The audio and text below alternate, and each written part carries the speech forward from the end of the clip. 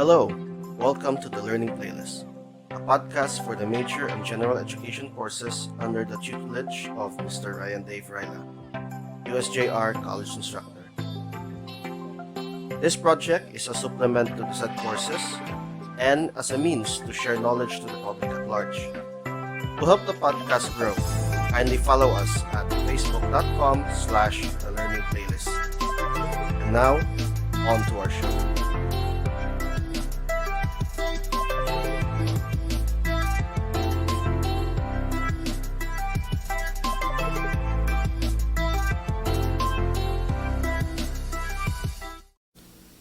Hello and welcome once again to another lecture in Society 1, Philippine Politics and Governance.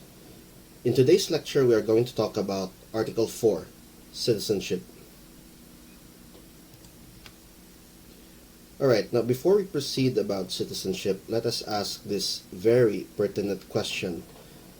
Why does it matter that we have to belong to a country? Why do we have to belong to a country? Aristotle, in his book on politics, actually mentions a very relevant answer to this question, to this age-old question rather, in that a polis or a state belongs to the order of compounds, in the same way as all other things which form a singular or a single whole, but a whole composed nonetheless of a number of different parts. And so, thus being the case, it clearly follows that we must inquire into the nature of the citizen or the parts before inquiring into the nature of the whole or the state. In other words, a state is a compound made up of citizens, and this compels us to consider properly who should be called as a citizen and what a citizen really is. So think of it this way. You can think of it as Lego blocks. No, you can think of citizens or a citizenry as Lego blocks. Without the individual pieces, there would be no country. There would be no, let's say, if it's a Lego block example, there would be nothing formed without the individual pieces. No, just like the Lego blocks, it all starts with a tiny brick. Okay. So where did we get the concept of citizenship and why does it matter? Well, before we answer that question, I think it is best that we talk about the concept of citizenship first. First of all, citizenship is, it denotes membership. It means a membership into a community, a political community. And because it denotes membership, there are duties and obligations that a member must have to this community. And of course, the community affords that member certain benefits as well in return for their continued allegiance and, of course, duties within that community. So who is a citizen? Basically, a citizen is someone who has the title of citizenship, who belongs to a political community. Then that person is accorded some protections within the territory. Okay, sometimes outside of the territory of a state, if that state is powerful enough. Then, in democratic states, citizens enjoy full civil and political rights. For discussions on political and civil rights, we shall reserve that for another lecture on the Bill of Rights. Okay. So, citizenship as a concept is not something that came out of the blue, but rather it is something that is developed by ancient peoples. In particular, greatest are the contributions, the political ideas of the Greeks and the Romans in the crafting of what we know today as citizenship. In their communities, in their states as they develop, the Greeks and the Romans actually not only protected their citizens but also expanded their citizenry and even expanded the franchise of who can be citizens in their community, in their political community, in their state. So, in the ancient past, at least in the Roman past, citizens of Rome can actually boast civis Romanus sum. I am a citizen of Rome, and that means there are benefits privileges that this person enjoys. He enjoys the protection of the Roman legions at that time and the Roman system of courts and laws. And also that person has the obligations to pay taxes to Rome and to pay other or to do other requirements as a citizen of that empire or that republic at that time. Okay. So in the case of Filipinos, how does a Filipino become a citizen, or how does a Filipina become a citizen? So there are several methods, or rather there are two methods of which a person can become a citizen. The most common one, of course, is by birth, no? By relationship to our parents, by relation to them. This is because of blood relations. We can call that as eusanguinis, no? So these are those who are born in the Philippines are considered natural born citizens. They do not have to do anything to get that citizenship. They are born with it. But how about for those who want to become Filipino citizens but are not citizens here by birth? Well, there is the method of naturalization. This is the act of formally adopting a foreigner into the political body of the state and giving him or her rights and privileges of citizenship. Now they become naturalized citizens. We will discuss later we will discuss later more of the differences between naturalized and natural born citizens, what they can do and what they cannot do. Okay. For citizens by birth, the most common method again is eusanguinis, which is blood relationship between parent and child, and this is the dominant doctrine here in the Philippines. There's also the doctrine of ius soli, no? Or this is the basis of place of birth, where a person is born. Okay. Now, according to Section 1, Paragraph 1 of Article 4, which is about citizenship, citizens at the time of the adoption of the Constitution, no, this refers to, or this is the topic of that certain provision.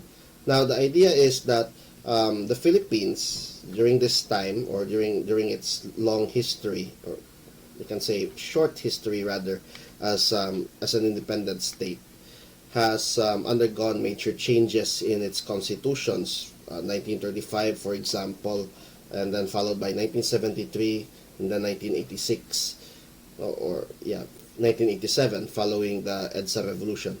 So in this sense, during the 1973 transition to the post, let's say to the post Commonwealth Constitution, remember that we had the 1935 Constitution from the Commonwealth era up unto the Third Republic of the Philippines, basically until the 1970s or early 1970s. So in this regard, there was the question of how about those who were born before the adoption of the 1973 Constitution? Well, this was adopted. Okay, so as well as this was also used again in the 1987 Constitution, basically to reflect the fact that the country has changed the basic, has changed its, if it was a computer, has changed its operating system. You can look at it that way. Does this apply every time we change a constitution? I'm not so sure if that's the case, no. But this was made in light of those circumstances in changing of constitutions, as with the rise and fall of regimes, and of course with the desire of our political leaders in particular, and of course support groups throughout the Philippines, to actually change the laws of the land. So at least that's how I interpret it that way. That's why we have this provision. Alright. For Section 1, Paragraph 2, this is about blood relationship or ius sanguinis. So in the Philippines, it is not patrilineal, it is not matrilineal, it is actually from both sides of the family that you can get blood relationship via ius sanguini. Okay? So a child born of a Filipino citizen is a citizen of the Philippines, regardless if it was the mother or the father. Okay. So, Section 1, Paragraph 3. So, how about citizens before or born before 1973? Okay. Um, there's this important question as well of how about if a Filipina marries a foreigner? Does a Filipina lose her citizenship by marriage to an alien, by marriage to a foreigner? And this is something that is very common here in the Philippines. So, a Filipina does not lose her citizenship if she marries a foreigner. No, that's a given. And in this case, well, that person, a Filipina or a Filipino perhaps, does not lose citizenship, well, only loses citizenship perhaps when that person explicitly renounces Philippine citizenship. No, I'm not so sure how as to how this process is done. Maybe we can ask an ambassador friend of ours next time, no, when we have our podcast sessions. So how about illegitimate children? Well, they follow the citizenship of their mothers, and basically this is an interesting part of or an interesting aspect of the Philippines in the case that well, it is obvious, no, that we have a diaspora here in the Philippines, a moving out of people.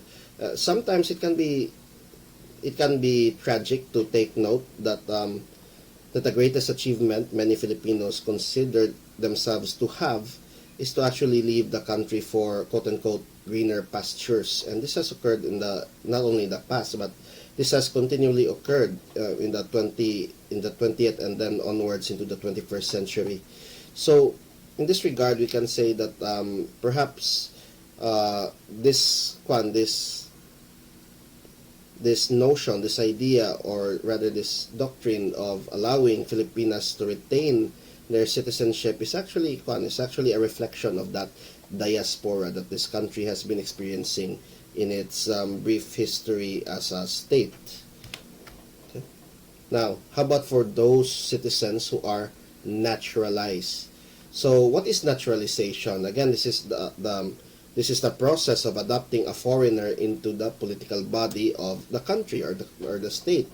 So this is an implication, or there is an implication of renunciation of former nationality, and I think this was a similar case with the previous slide, no, with the previous discussion that we had on Filipinas marrying foreigners. Are they naturalized in that way? No, again, I'm not an expert on that matter. I think we should refer to one of our ambassador friends for this one in the near future, in the future podcast. So how about naturalization? What is the nature of naturalization? In the first place, a foreigner has no natural right. He is not a citizen. He or she is not a citizen of the country, right? So in this sense, citizenship is a matter of grace, which is granted by the government. And how does the government grant this, you may ask?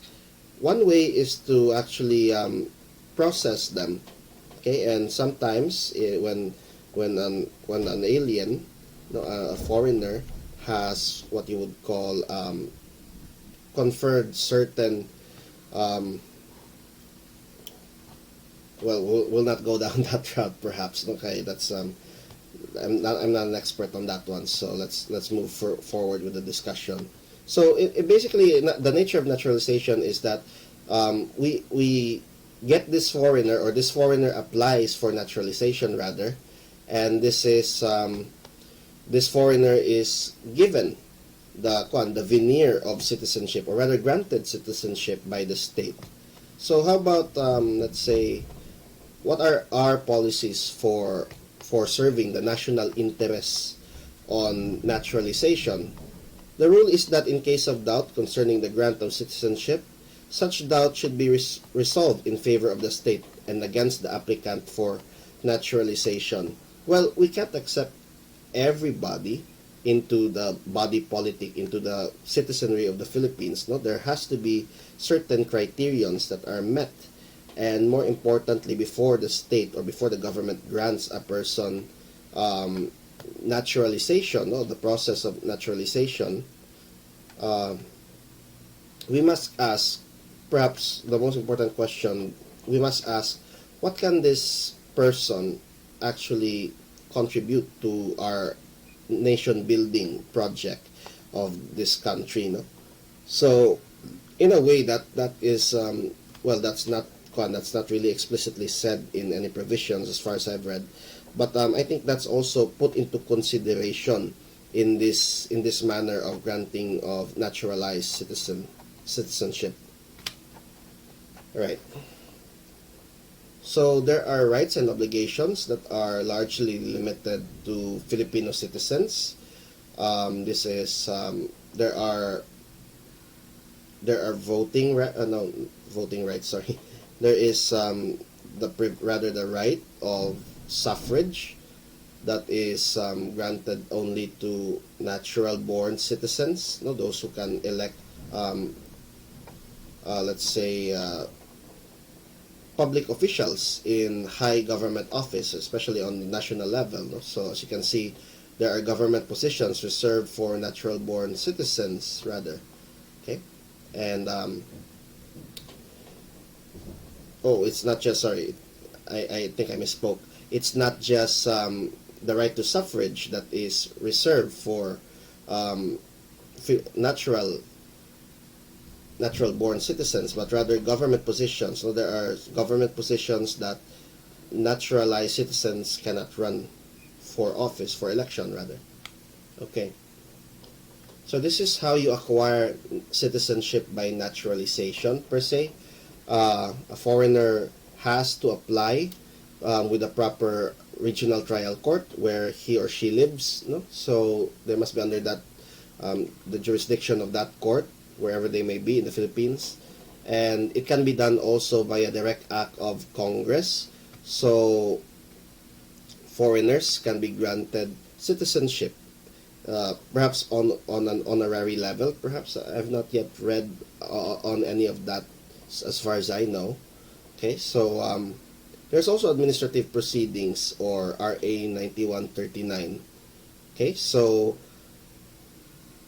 these are basically still grants by government, or granted by government, to foreigners who wish to acquire who wish to acquire Filipino citizenship. Okay, so there are two kinds again of citizens in the Philippines: natural born and naturalized. Okay. Okay. Then how is citizenship lost? If you can acquire membership into a political community, into a state, how do you lose it in the first place? So there is also expatriation, wherein a citizen voluntarily renunciates or renounces his or her citizenship. So this is done via naturalization in a foreign country. When a person, for example, and many Filipinos do this, acquire, not simply acquire, but they they might renounce their citizenship once they become part of another country's citizenry. Okay, so this is done via subscribing to an oath of allegiance to support the constitution and laws of a foreign country. Now there's a part here that I'm in a bit of let's say a blind spot, and that is what happens to OFWs who have been granted citizenship in other countries. So again, we will have to wait for one of our ambassador friends to talk to us about this matter. No? Okay, I think we need as a class to listen to his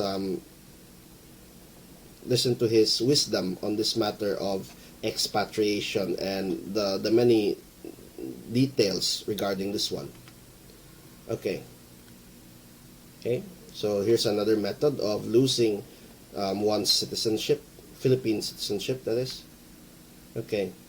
So there's also involuntary means. This is done by the following: no? Cancellation of his certificate of naturalization by the court.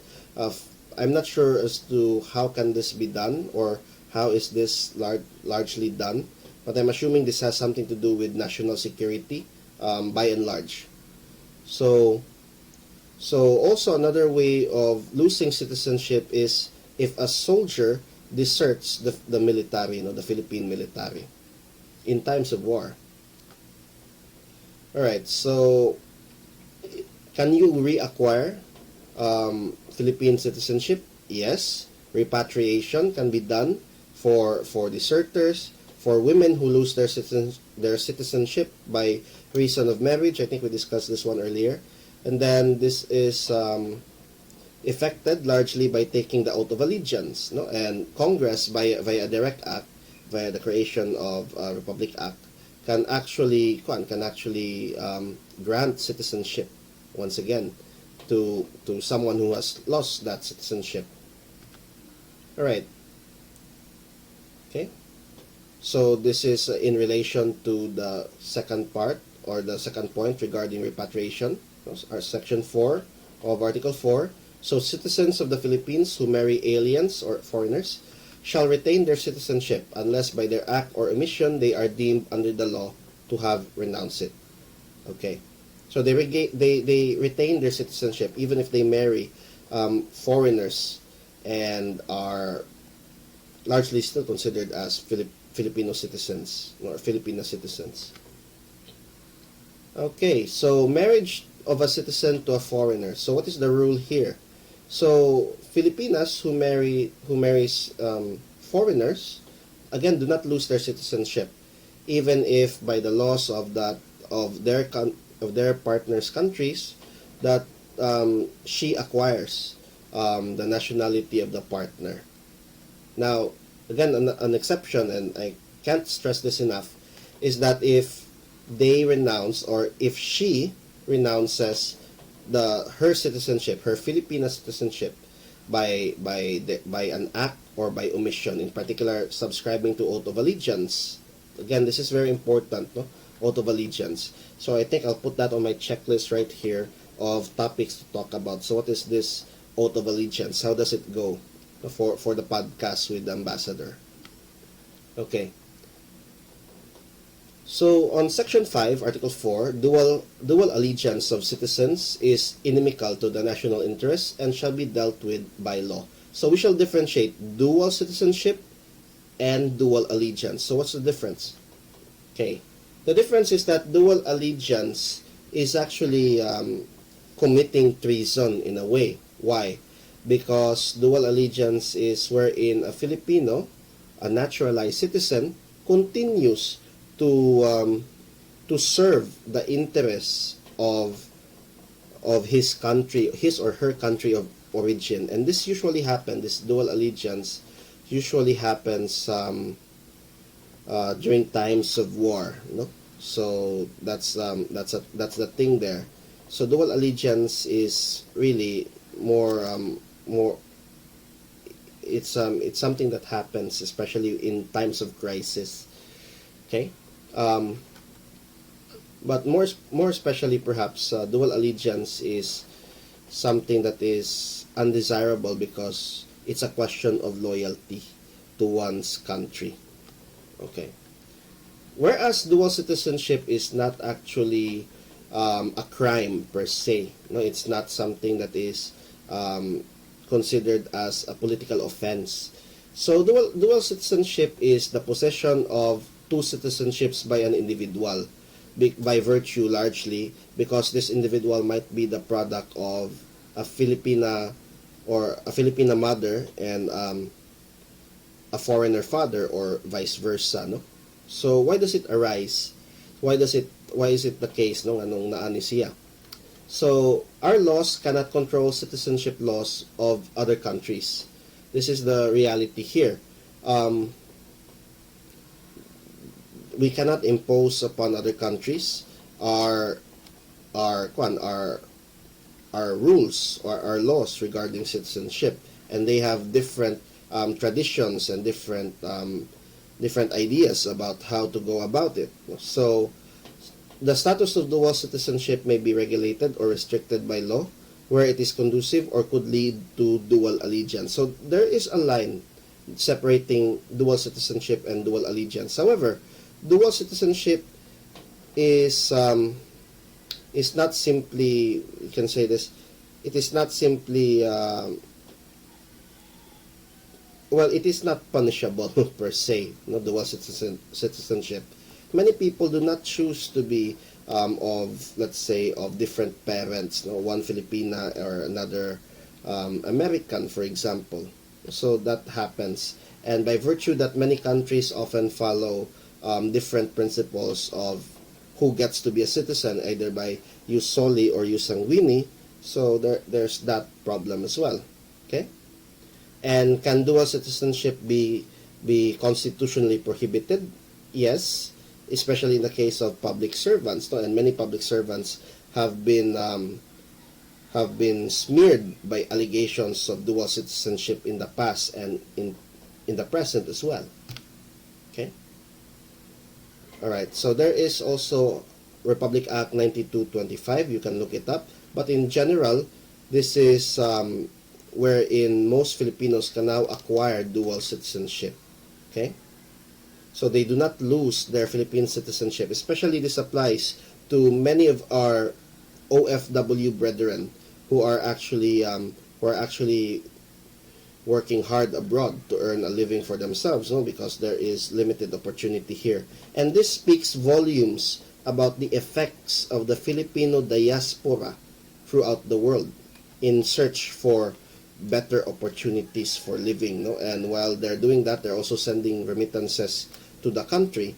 It would be inimical to their interests if they would lose their Philippine citizenship, especially for those who have plans to go back and retire here in the country after their productive years of labor abroad. So that's the idea there. Okay. All right. So what are the duties and obligations of us citizens to the Republic? In general, we can consider all of these as taking our part or doing our part in nation building, as this is crucial for our not only for ourselves but for the future generations as well. Laying the foundations for the Philippines of the future is our task, no? And we are doing it on a daily basis in the present. Okay. So basically that's it for this lecture on Philippine citizenship. Thank you for listening, and I'll catch you on the next one.